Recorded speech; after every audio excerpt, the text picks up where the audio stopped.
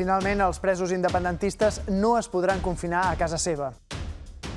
De reaccions n'hi ha moltes, i en la majoria una acusació compartida, que el Suprem ha condicionat amb les seves amenaces la decisió dels funcionaris. Tothom posa el focus en la falta d'atenció a la crida de les organitzacions de drets humans.